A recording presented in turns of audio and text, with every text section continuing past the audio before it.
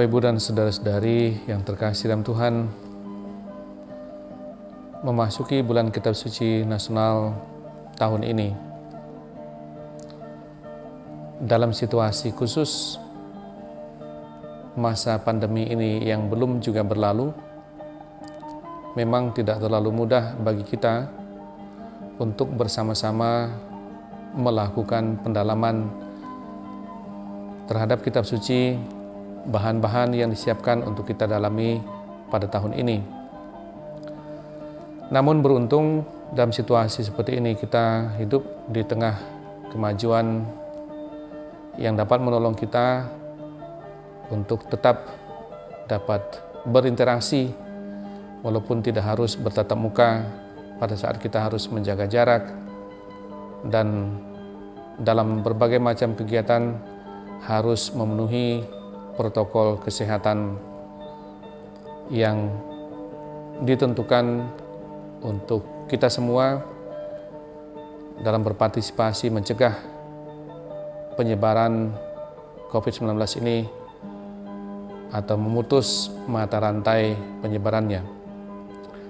Maka dalam kesempatan ini saya akan menyampaikan pengantar bagi kita untuk memasuki bulan Kitab Suci Nasional ini. Nanti pada waktunya dalam 4 minggu ke depan selama bulan Kitab Suci ini, bahan-bahan yang perlu dikomunikasikan kepada kita semua untuk menyatukan kita untuk bersama-sama mendalami, memetik buah dari bulan Kitab Suci Nasional ini akan disampaikan kepada kita dari waktu ke waktu sesuai dengan tema yang telah disiapkan untuk kita untuk bahan pendalaman bulan Kitab Suci Nasional tahun ini. Nanti tema yang pertama kita akan berbicara tentang Allah adalah kasih dengan merujuk pada surat Yohanes yang pertama bab 4 ayat 7 sampai ayat 21.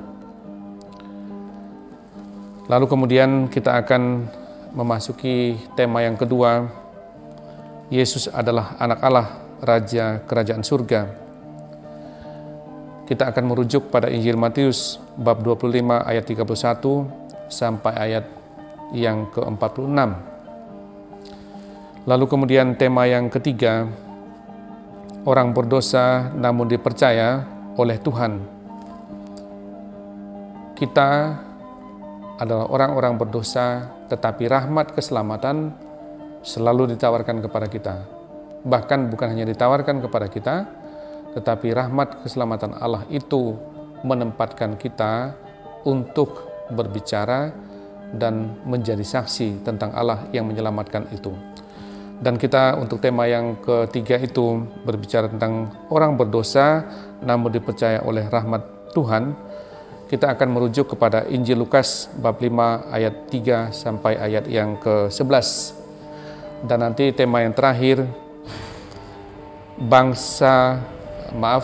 tema yang terakhir yakni pada pertemuan yang keempat, bangga menjadi orang Katolik. Kita akan merujuk kepada Kisah Para Rasul bab 2 ayat 37 sampai ayat 47. Dalam kesempatan ini, marilah kita bersama-sama memasuki pengantar untuk bulan Kitab Suci Nasional tahun ini. Bapak, Ibu, dan saudara-saudari yang terkasih dalam Tuhan, pada minggu ini, minggu biasa yang ke-23, kita di Indonesia, Gereja Katolik di Indonesia, kembali diingatkan dan diajak untuk masuk ke dalam bulan yang untuk Gereja Katolik di Indonesia diperuntukkan untuk mendalami Kitab Suci. Maka setiap bulan September, setiap tahun di Gereja Katolik Indonesia, kita sudah terbiasa dengan apa yang disebut BKSN atau Bulan Kitab Suci Nasional. Tahun ini, di tengah pandemi COVID-19 ini, Gereja Katolik Indonesia diajak untuk mendalami kitab suci. Seluruh umat Katolik diajak untuk bersama-sama mendalami tema Bulan Kitab Suci Nasional tahun ini dengan tema mewartakan kabar baik di tengah krisis iman dan identitas. Pokok pembicaraan atau pokok permenungan ialah agar kita menyadari keadaan dan kondisi-kondisi yang merupakan kondisi yang sebenarnya merupakan kondisi krisis atau kondisi di mana kita sebagai umat Katolik tidak sungguh-sungguh secara sangat jernih, secara sangat tajam, secara sangat jelas mengenal iman kita dan identitas kita sebagai umat Katolik.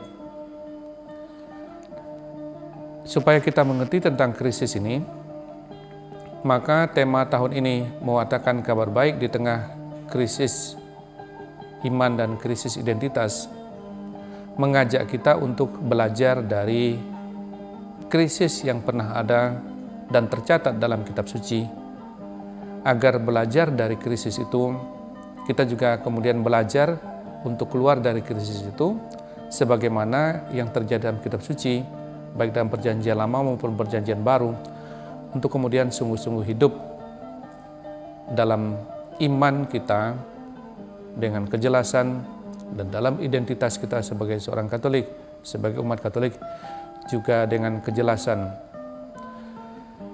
Maka bulan kitab suci tahun ini mengajak kita berbicara tentang tema ini, dan sehubungan dengan itu kita pertama-tama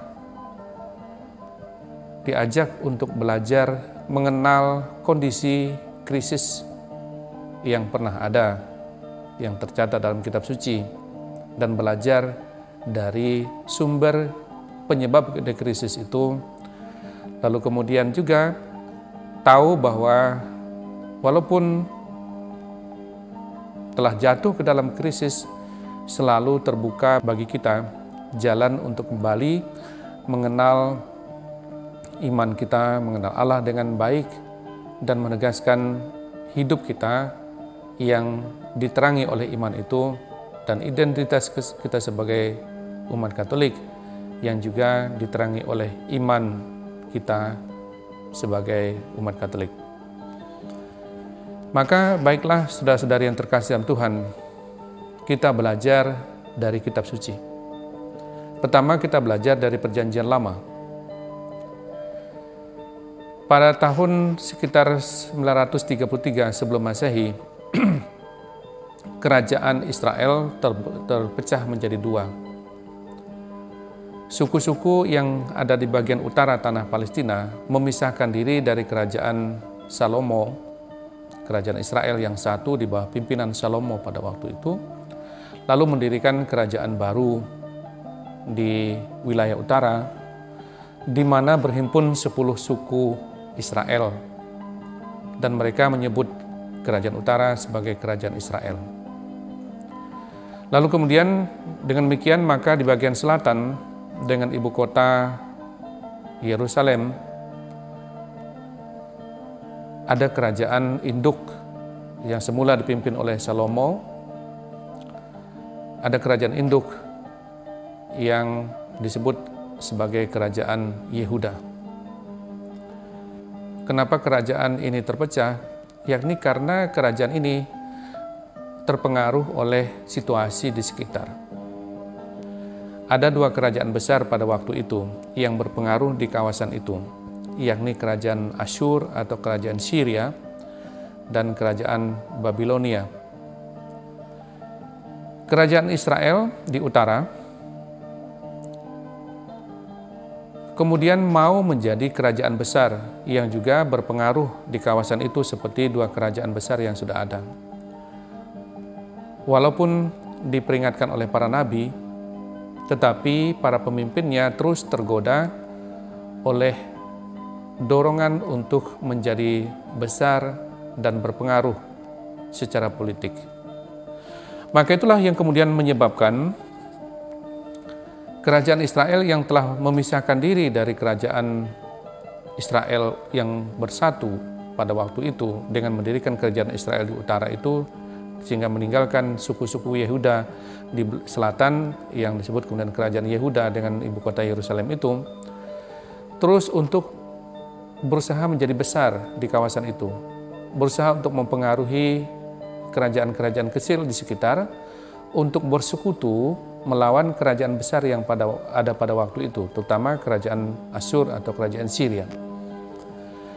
Perkembangan yang terjadi itulah yang kemudian menyebabkan kerajaan Israel kemudian diserang oleh kerajaan Asyur atau kerajaan Syria pada tahun 722. Jadi cukup lama, sejak tahun 933, dan pada tahun 722 itu kerajaan Israel diserang oleh kerajaan Asyur.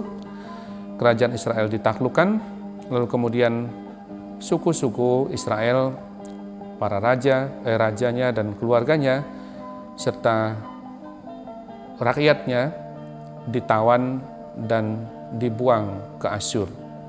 Maka hancurlah kerajaan Israel di utara ini dan tidak pernah berdiri kembali sebagai kerajaan.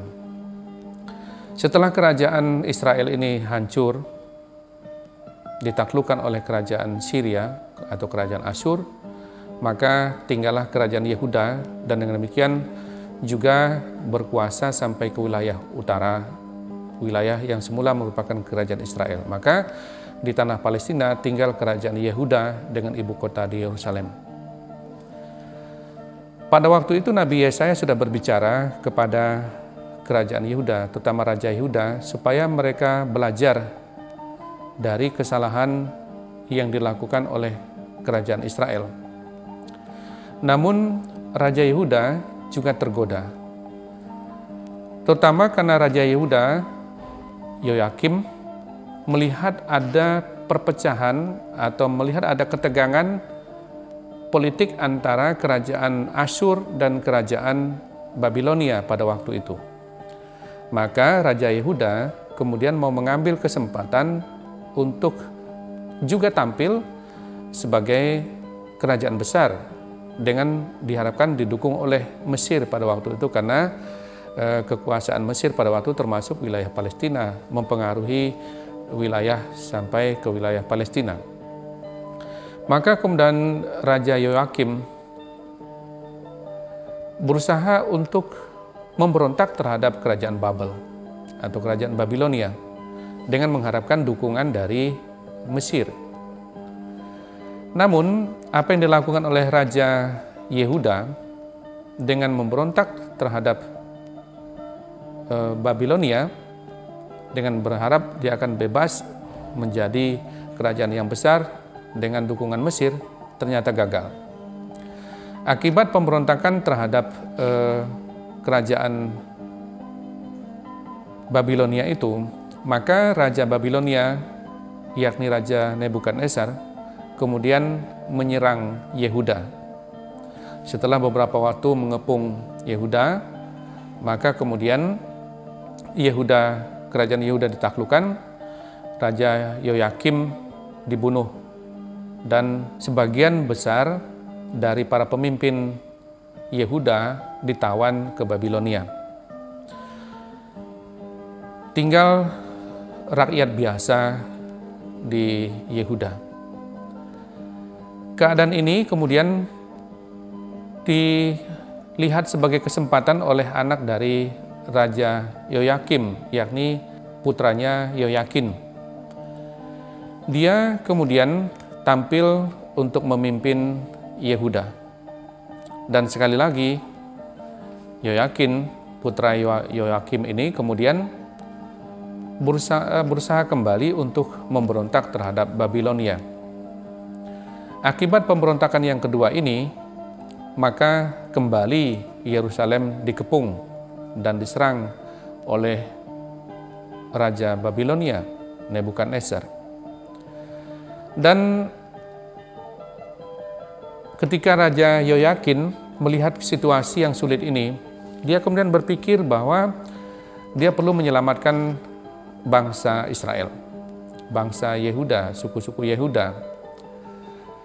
Oleh karena itu dia kemudian bersama-sama dengan keluarganya dan para petinggi kerajaan menyerahkan diri kepada Raja Babilonia dengan berharap bahwa rakyat tetap bisa tinggal di wilayah kerajaan Yehuda. Maka Raja Yoyakin kemudian menyerahkan diri dan ditawan ke Babilonia. Setelah berkembang cukup lama dan keadaan mulai bertumbuh dan cukup baik, cukup kuat di daerah wilayah kerajaan Israel, kerajaan Yehuda itu, maka tampillah seorang pemimpin atau seorang raja baru, yakni Raja Sedekia. Sesungguhnya Raja Sedekia itu telah diperingatkan oleh para nabi untuk belajar dari kesalahan-kesalahan sebelumnya, terutama kesalahan dari raja kerajaan utara yang pada waktu itu bermain politik dan justru menyebabkan kerajaan utara diserang, dihancurkan oleh kerajaan Asyur. Demikian pun dengan dua raja sebelumnya, yakni Raja Yoyakim dan anaknya Yoyakin yang telah memberontak terhadap Babilonia, dan dua kali Yehuda mengalami serangan dari Babilonia. Nah, Raja Sedekia tidak memperhatikan apa yang disampaikan oleh para nabi, terutama Nabi Yesaya yang memperingatkan tentang bahaya bermain politik dan bahaya untuk melupakan Yahweh, bahaya untuk lupa untuk mengandalkan Yahweh ini. Namun Raja Sedekia yang merupakan paman dari Yoyakin bersikukuh dalam sikap politiknya dan dia kembali memberontak terhadap Babilonia. Akibat dari pemberontakan itulah maka kehancuran akhir dari kerajaan Yehuda yang waktu itu menjadi kerajaan di tanah Palestina seluruhnya, karena Raja Babilonia kemudian melakukan serangan yang ketiga ke Yerusalem, mengepung Yerusalem, lalu kemudian menghancurkan kota Yerusalem, dan yang dihancurkan bukan hanya kotanya, seluruh tembok Yerusalem diruntuhkan sehingga Yerusalem kehilangan kemampuan pertahanan sama sekali. Seluruh hal-hal yang penting termasuk pusat keagamaan di Yerusalem dihancurkan, Bait Allah dihancurkan, tempat-tempat penting dari kerajaan, harta kerajaan dirampas, lalu kemudian benar-benar Yerusalem dihancurkan. Raja Sedekia sendiri ditawan ke Babilonia setelah matanya dibutakan. Maka saudara-saudari yang terkasih, dengan kejadian yang ketiga, itu serangan yang ketiga dari Raja Babilonia, maka hancurlah seluruh kerajaan di tanah Palestina. Utara sudah lebih dulu hancur, lalu kemudian selatan kini juga hancur. Maka orang-orang Israel, keturunan Israel yang ada di pembuangan menyadari keadaan mereka. Disitulah krisis benar-benar terjadi.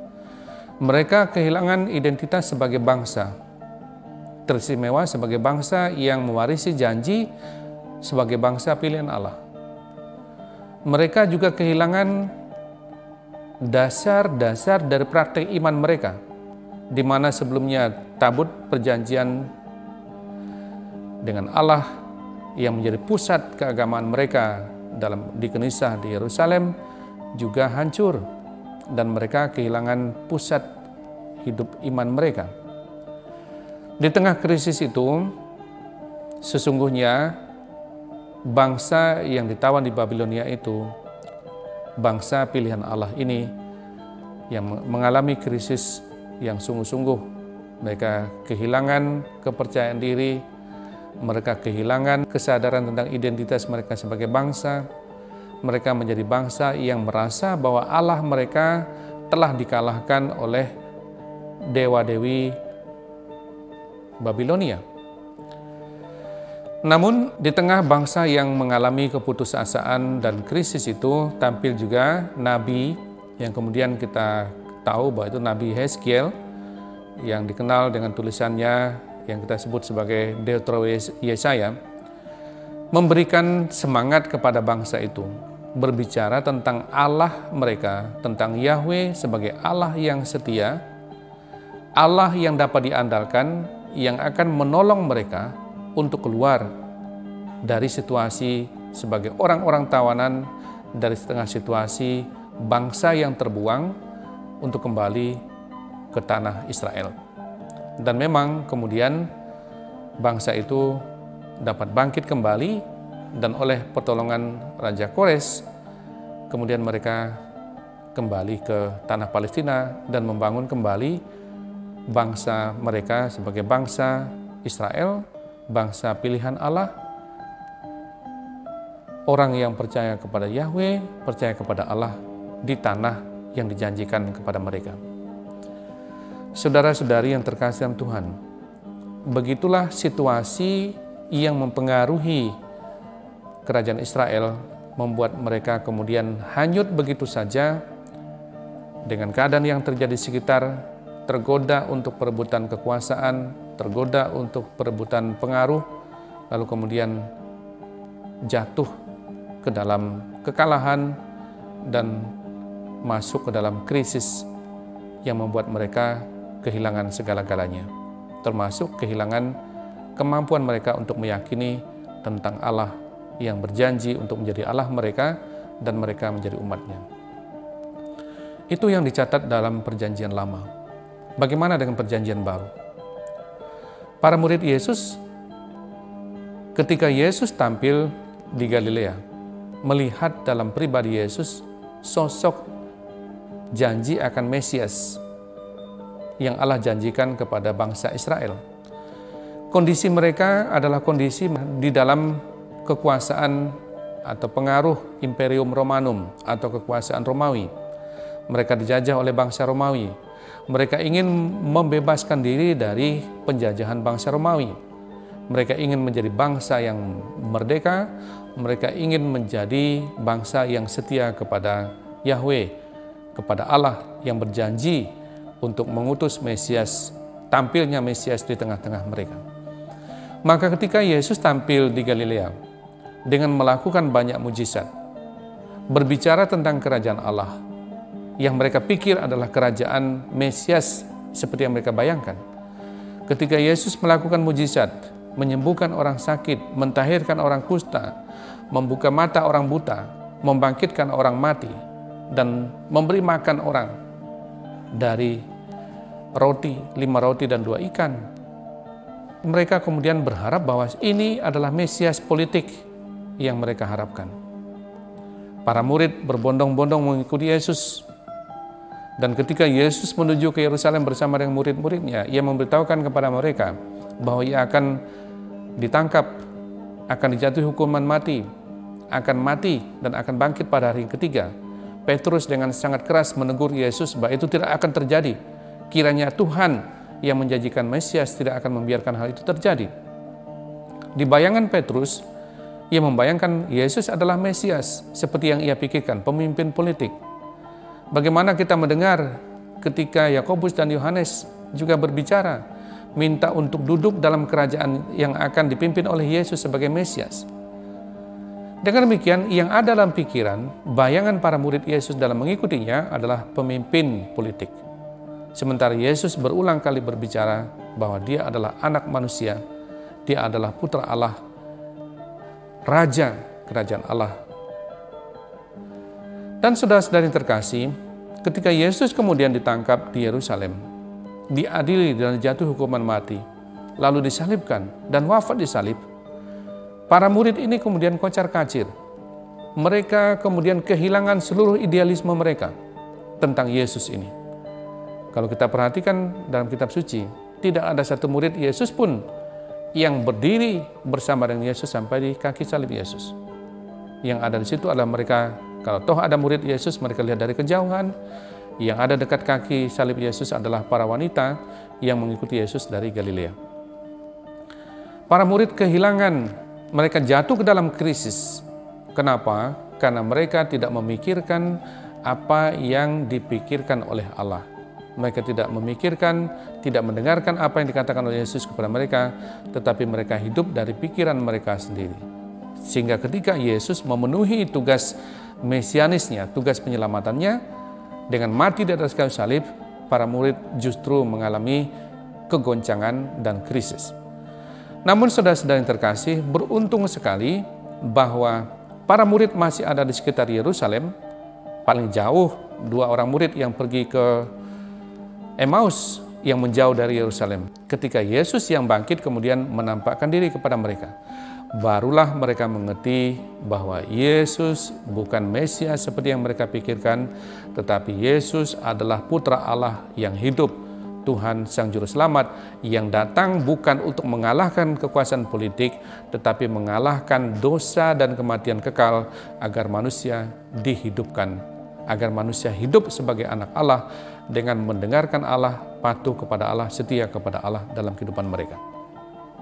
Saudara-saudari yang terkasih dalam Tuhan, begitulah krisis yang ada terjadi dalam perjanjian lama, begitu pula yang terjadi dalam perjanjian baru. Kenapa? Karena para murid di dalam perjanjian lama, orang-orang yang percaya kepada Yahweh ikut saja dengan keadaan-keadaan di sekitar. Mereka larut begitu saja dengan keadaan-keadaan di sekitar. Di dalam perjanjian baru, para murid berpikir seperti yang mereka pikirkan dan tidak mendengarkan apa yang dikatakan oleh Yesus kepada mereka. Namun saudara-saudara yang terkasih, Tuhan Maha Setia. Tuhan memulihkan keadaan. Tuhan melalui para nabi berhasil membangkitkan iman bangsa Israel yang mengalami pembuangan di Babilonia, sehingga mereka kembali mengenal Allah yang berjanji untuk menjadi Allah mereka, dan mereka menjadi umatnya, dan mereka kembali setia kepadanya. Dalam perjanjian baru, para murid kemudian sungguh-sungguh mengalami kebangkitan Yesus dan mereka mengerti tentang siapa Yesus sebagai Mesias, sebagai Tuhan, dan sebagai Juru Selamat. Saudara-saudari yang terkasih, demikianlah dari kitab suci, baik perjanjian lama maupun perjanjian baru, kita bisa belajar tentang bagaimana situasi bisa menghempas kita ke dalam krisis. Krisis yang membuat kita kehilangan kesadaran tentang identitas kita sebagai orang beriman.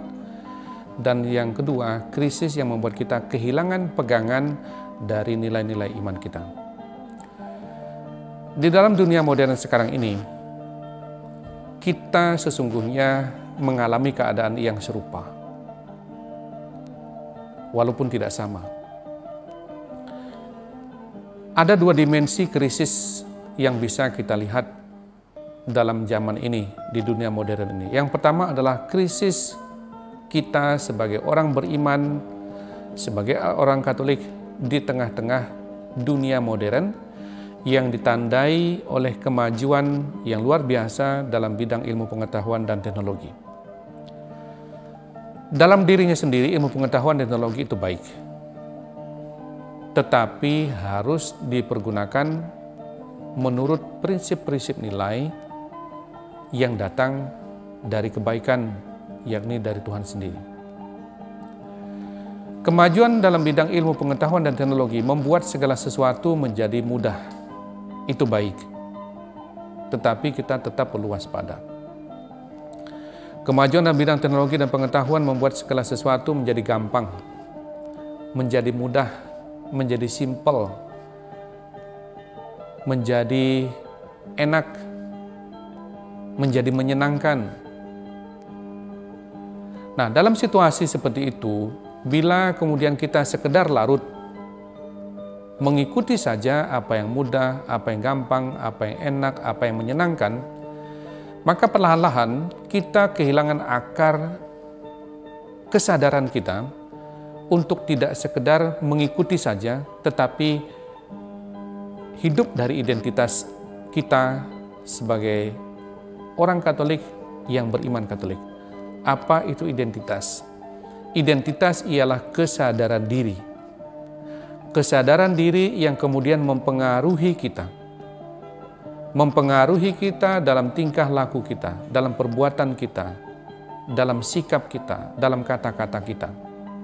Nah, kalau kita kemudian hanya larut saja, maka kita bisa kehilangan identitas kita. Oleh karena itu kita hidup tanpa kemudian diarahkan atau dikendalikan oleh nilai-nilai dasar yang menunjukkan hubungan kita dengan Tuhan dan menunjukkan bahwa kita hidup dari nilai-nilai iman kita. Saya kadang-kadang melihat apa yang terjadi di media sosial. Ketika misalnya orang yang merasa ditipu, orang yang tahu dirinya ditipu oleh para penipu yang mengirim pesan bahwa mereka memenangkan undian atau memenangkan hadiah dari apa saja. Lalu bagaimana kita melihat terjadi di media sosial sana? Penggunaan ilmu pengetahuan dan teknologi dipakai untuk menipu orang, dipakai untuk mengecoh orang. Yang penting apa? Yang penting mudah. Yang penting bisa dipakai, yang penting bisa dipergunakan. Keuntungan apa yang diperoleh? Bagaimana mendapatkan keuntungan? Bagaimana mendapatkan uang itu tidak dipikirkan. Yang dipikirkan adalah bagaimana mendapatkan uang dengan cara cepat, dengan cara mudah dan menyenangkan. Maka teknologi dipakai untuk menipu. Bahkan kita melihat bagaimana banyak juga yang terjadi orang yang tertipu oleh scammer, oleh para scammer, yang kemudian berkomunikasi dengan orang, menampilkan fotonya, menampilkan videonya seakan-akan dia pria gagah, wanita cantik, dia pengusaha dan lain-lainnya, mempengaruhi orang, menjanjikan untuk menikah dengan orang. Lalu kemudian mengatakan bahwa akan memberikan uang, menjanjikan untuk perkawinan dan segala macamnya. Lalu kemudian meminta transferan uang dan seterusnya sampai orang kemudian kolaps dalam kebangkrutan karena tertipu. Bagaimana teknologi dipakai untuk mencari uang, mencari keuntungan, mencari kesenangan dengan tidak peduli tentang nilai-nilai yang berbicara tentang kejujuran, tentang keadilan, tentang kebaikan, tentang kasih. Begitulah kita kemudian bisa masuk ke dalam arus kemajuan teknologi dan ilmu pengetahuan dengan sekaligus kehilangan kepekaan kita akan nilai-nilai yang bersumber dari iman kita. Itu dalam bagaimana kita kemudian bisa masuk ke dalam krisis identitas kita sebagai orang beriman di tengah-tengah kemajuan ilmu pengetahuan dan teknologi. Masih banyak contoh yang bisa kita katakan tentang hal itu. Yang kedua, dimensi yang kedua dari krisis ialah kita sebagai orang Katolik mengalami krisis di tengah kehidupan orang-orang beragama, orang-orang beriman. Kita sebagai orang Katolik tidak cukup mendalami iman kita. Oleh karena itu kita kemudian mendengar bagaimana orang mencomot sana, mencomot sini dan mengatakan bahwa semua agama sama saja. Bahkan ada orang yang mengaku Katolik kemudian berbicara ke sana kemari bahwa dia adalah mantan imam, mantan ahli kitab suci, mantan teolog, tapi berbicara tentang hal yang sama sekali bukan merupakan hal yang menyangkut iman Katolik. Bagaimana orang yang tidak berakar dalam iman Katoliknya dengan mudah tercabut dari iman Katolik, kemudian berbicara seakan-akan mengerti tentang iman Katolik. Dan umat Katolik yang lain bisa saja kemudian keliru memahami ini dan berpikir bahwa itulah Katolik, itulah iman Katolik. Saya selalu mengatakan dan gereja mengajarkan kepada kita, ada dua cara kita memahami bagaimana kita hidup beriman. Yang pertama, kita secara pribadi, sebagai individu, sebagai pribadi, beriman kepada Allah dan kita tahu bahwa Allah adalah Allah kita. Allah yang mengasihi kita, Allah yang menciptakan kita, Allah yang menyelamatkan kita, Allah yang melindungi kita, Allah yang memberkati kita sebagai sikap iman kita sebagai pribadi. Kita beriman secara individual, iman kita pribadi. Namun saudara-saudara yang terkasih, jangan lupa bahwa Allah itu menyatakan dirinya, memberitahukan dirinya, siapa dirinya dan apa kehendaknya dan apa tindakannya kepada kita sepanjang sejarah pewahyuan dirinya kepada kita melalui komunitas umat beriman yang percaya kepada Allah yang mewahyukan diri itu. Itulah yang disebut kita beriman karena gereja mengimani dan mengajarkan. Nah, di sini apa yang gereja imani dan apa yang gereja ajarkan ini, masih banyak dari kita yang belum mampu memahami ini, belum mendalaminya, dan lebih-lebih dari itu mungkin enggan memahaminya, enggan mendalaminya, enggan mempelajarinya. Oleh karena itu kemudian dangkal dalam hal-hal yang menyangkut ajaran gereja, iman gereja yang kita imani. Itulah yang membuat ada seorang, misalnya ada yang Katolik, mengatakan dia Katolik, pada perempuan mengatakan pernah menjadi seminaris dan pernah menjadi sekolah di seminari, menjadi calon imam. Bagaimana mungkin itu bisa terjadi di antara seorang yang mengaku diri Katolik? Karena seminari bukan tempat pendidikan umum, tetapi pendidikan calon imam yang hanya laki-laki yang diterima dari seminari. Tapi ada perempuan yang bisa mengatakan bahwa dia calon imam, masuk dan menempuh pendidikan di seminari. Hal demikian, saudara-saudara yang terkasih, membuat kita sebagai umat Katolik juga masuk ke dalam kondisi di mana kita perlu untuk tidak hanya kemudian hidup dalam perbedaan-perbedaan itu, tetapi semakin diundang mendalami iman kita, memahami iman kita secara mendalam agar kita mampu hidup dari iman gereja itu. Iman yang diimani oleh gereja dan diajarkan oleh gereja, dan kita sebagai orang-orang beriman mengimani apa yang diajarkan oleh gereja itu. Dan saudara-saudara yang terkasih, begitulah melalui tema bulan Kitab Suci tahun ini, yakni mewartakan kabar baik di tengah krisis iman dan krisis identitas, mengajak kita untuk belajar dari keadaan yang membuat kita jatuh ke dalam kondisi krisis. Dari Perjanjian Lama, kita belajar bagaimana krisis itu justru mengundang bangsa Israel yang dibuang ke Babilonia untuk menegaskan kembali kesadaran mereka dan pengetahuan mereka tentang Allah, tentang Yahweh yang memanggil mereka menjadi umatnya dan menjadi Allah mereka, lalu kemudian hidup menurut kehendak Yahweh itu, dan mereka bertumbuh menjadi orang yang semakin dewasa, bertumbuh menjadi bangsa yang kuat, percaya kepada Allah yang telah menyatakan diri kepada mereka.